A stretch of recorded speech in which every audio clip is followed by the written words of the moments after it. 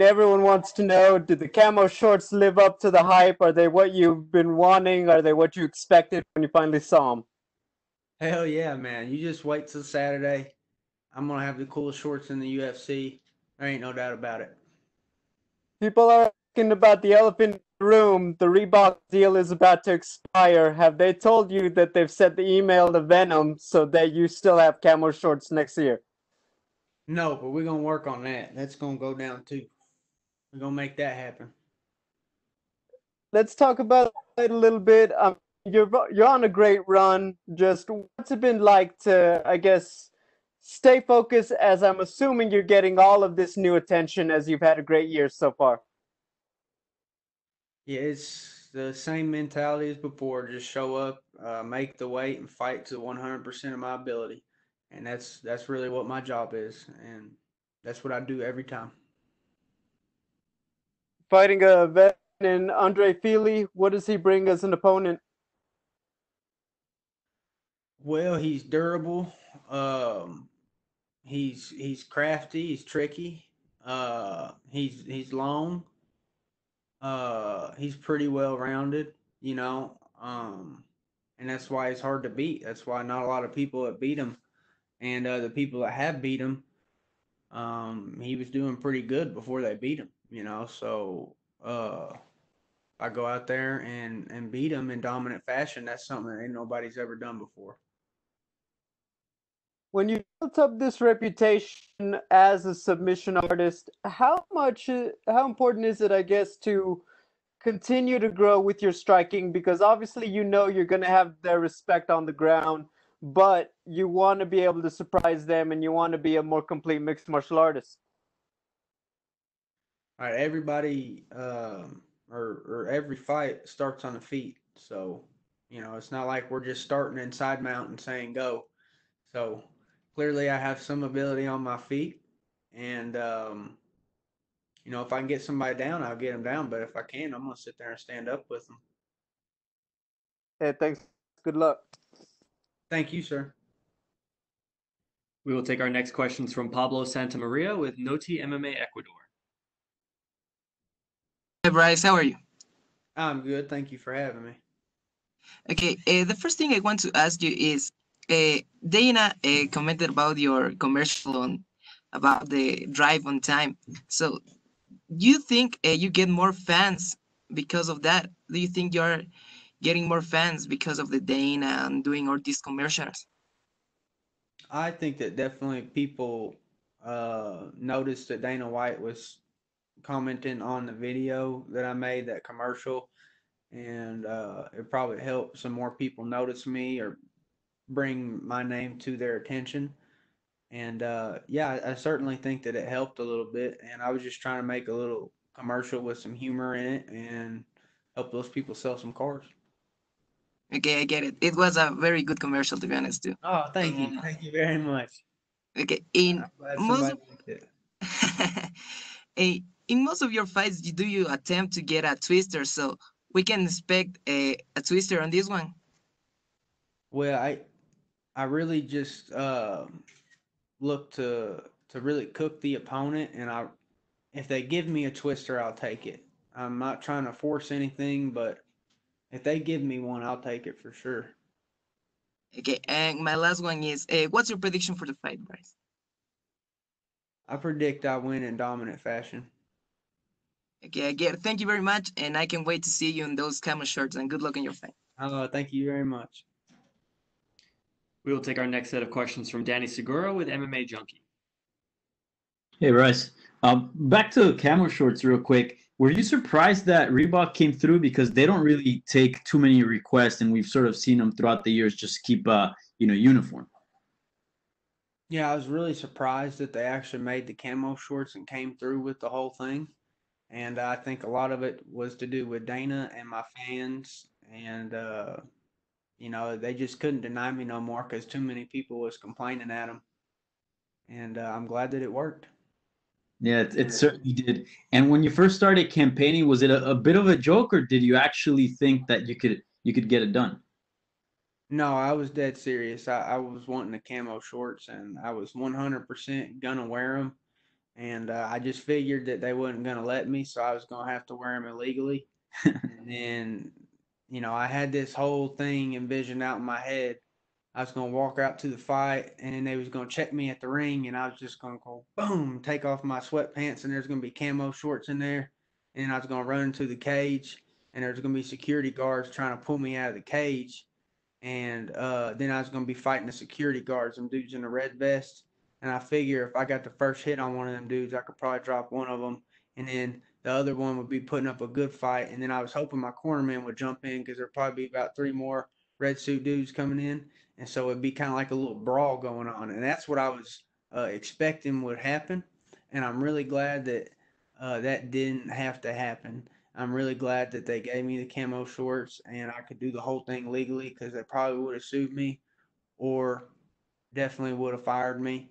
And I'm really glad that didn't happen. I'm really kind of surprised uh, that they got the camo shorts, but I'm happy about the whole thing. For sure, no doubt. And can you explain fans, I guess, why is camo so important to you and if the significance behind it? Well, when I go into that cage, I sign a piece of paper saying, I could die.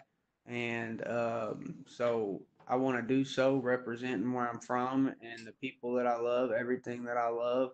And I can't think of a better way to do it than with a pair of shorts that says something about me.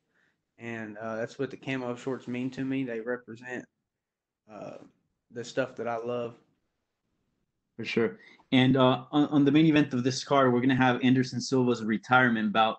I'm just curious, as someone that is obviously young and a prospect in this game and coming up, how would you describe Anderson Silva using one word and why? I would say masterful would be the first word that came to mind. I'm sure there's a lot of other words, but masterful would be the first word that I thought of, just because of the way that he could flow and make things that are not effortless look effortless. That takes mastery of a skill, and I mean, all of his wins look like they're easy. Like he wasn't even trying. But I mean, obviously he is, but he's just that good at it that he makes winning look easy. For sure. All right, man. Best of luck on Saturday. Thank you for the time. Thank you. We will take our next questions from Damon Martin with MMA Fighting. Bryce, first thing, is there any chance we could actually see the security guard fight anyways, just because that kind of sounds awesome? Man, we might get to see some of that if some crazy shit goes down, man. You never know. Like, I'm not gonna rule it out. Like, if they try to tell me like, oh, the fight got scrapped or something, maybe I just like run out there anyways and put on a free one for the fans. Who knows? But I don't know, man. I won't rule it out, but hopefully it don't come to that. That's the last resort. On a more serious note, since you come to the UFC, Bryce, you've had dominant wins. Obviously, we talk about the twister a lot, that submission, but the way you beat Charles Rosa in your last fight, dominating a guy who is well known for his Brazilian jiu-jitsu and coming from a good jiu-jitsu camp. Do you feel like that was kind of like the statement performance you needed to make or you wanted to make, even though you didn't get to finish? It was just such a, just an incredible performance from start to finish the way you dominated him. Yeah, I was disappointed in myself because I wanted to get the finish, but looking back at it, there's a lot more things you can learn about yourself after watching 15 minutes of one of your fights than, a minute and 50 seconds. Because, say, if I would have subbed him in the first minute and a half, I wouldn't have. There's so many things from the last fight that I fixed that I got to watch about myself, and it made me a better fighter. And I think Saturday is going to prove that I'm a lot better than I was when I fought Charles Rosa. You mentioned it earlier, Bryce. Of course, everyone immediately, pegs you as a grappler and as a phenomenal submission guy. But Andre Fili is one of those guys, very scrappy. I think we've heard, Max Holloway complimented him as, one of the hardest opponents he had to face at featherweight. When you look at this kind of fight, do you feel like, it can be that dominant, ground, or do you feel like this might be a bit more of a scrap? It could go either way, and I'm prepared either way that it goes. And I want to beat him better than anybody's ever beat him, and then that'll prove that I'm something special. And last one for me, Andre has always been that kind of guy on the fringe of the top 15. You know, he's fought, top 10 guys, beaten guys who probably deserve to be in the top 10. Do you feel like this is kind of like your gateway to the rankings? Yeah, I definitely think people are going to notice me after a win over Philly because he's such a tough, durable fighter. He's never been a pushover. He always shows up and brings it. And so, you know, when I beat him, people are going to say, wow, he did something special. Thanks, Bryce. Thank you. We will take our next set of questions from Cote Cruz with the Four to Win podcast. Hey Bryce, how you doing, brother? Nice talking to you. Thank you for having me, brother. No, thank you for your time. In your last fight, you displayed a master class in control on the ground. You plan to keep this fight on the same way, or are you looking for something extra or different to surprise the fans on this outing? You'll have to see, brother. You have to watch Saturday, and who knows what's going to happen. I don't even know what's going to happen, but I'm going to go in there and give him hell. I can guarantee you that. One thing I know for sure, I want to see the fight with the vests too. That got me all hyped up. Person, Personally, one of the most interesting fights in the future for you, I think it would be Kron Gracie. What's your opinion on a possible fight with him? Do you like the matchup?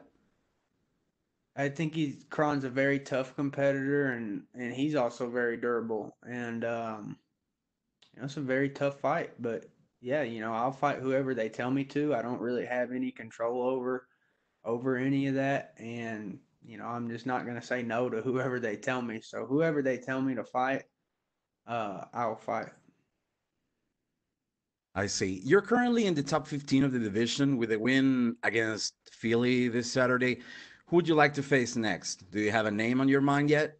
Yeah, I'm gonna fight Floyd Mayweather because I'm tired of him talking all that shit. And he likes to fight these little dudes. Like his last fight was this Japanese dude who threw the fight.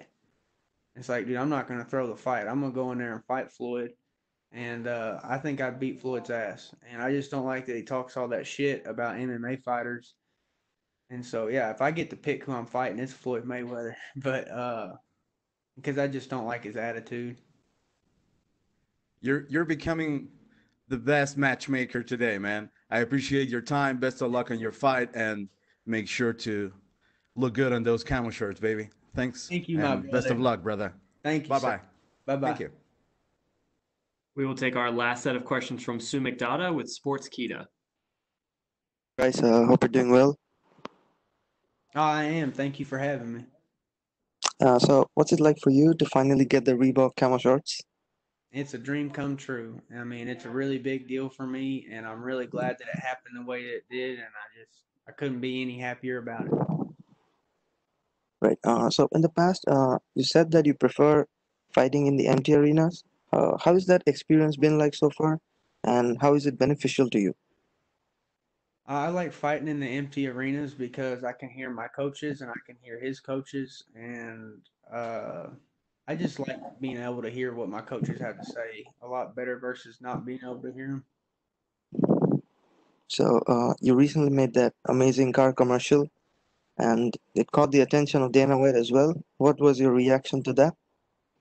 I thought it was really cool that I liked the car commercial, and I hope that other people liked it too. And that was the goal of it, is to try to just make something funny that people wanted to watch, even if they didn't want to buy a car. I just wanted people to watch it just because they thought it was funny, and I'm glad that a lot of people did think it was funny.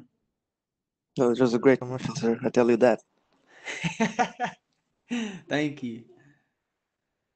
So, for your like, if you win this fight, do you have a dream like a dream name, a ranked opponent you want to fight next? Yeah, I want to fight Except Floyd. Floyd Mayweather, maybe. Except Floyd Mayweather, maybe. Oh, besides Floyd, nah, I have no preference. I just want to fight Floyd because he's real sassy and he's got a bad little attitude, and he just needs an attitude adjustment, and I think I'm the guy to do that. So, like, there's nobody from the division. No preference. I mean, I think that they're all extremely good fighters and hard matchups, tough matchups, and I'd be willing to fight any of them. So, last question from me. Do we expect another insane Bryce Mitchell submission this week? I think that there could be a storm brewing. That's what I think. Check the forecast.